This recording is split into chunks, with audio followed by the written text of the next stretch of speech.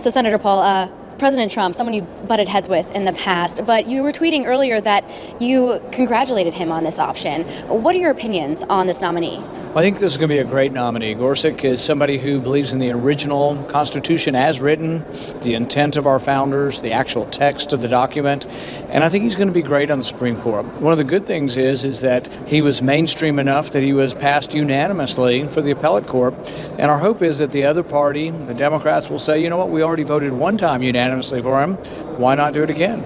And I talked with your colleague in the Senate, Senator Mitch McConnell, saying that he wants to get someone in there. This judge will be confirmed. We're hearing talk of a nuclear option. What are you hearing about that, and what's the likelihood of that happening?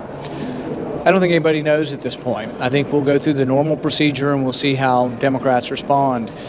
I would think that they would be favorable to his nomination since they voted unanimously the last time for him, but people sort of have some hurt feelings over the election, so everybody's not acting completely rational around here. But our hope is that Democrats will look at this and say, well, you know, he's a reasonable guy. He may not be who we would have picked, but he's a reasonable, mainstream, conservative, and we voted for him unanimously last time. So I'm hoping cooler heads will prevail when his vote finally comes up.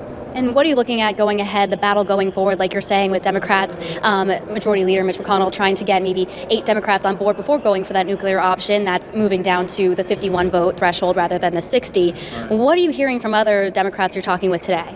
I think it is yet to be determined. You know, on a lot of the committees, we're having hearings for not Supreme Court, but just regular cabinet nominees, which historically have gone through pretty easily, and we're having a great deal of struggle. Democrats are saying they're not going to show up for committee.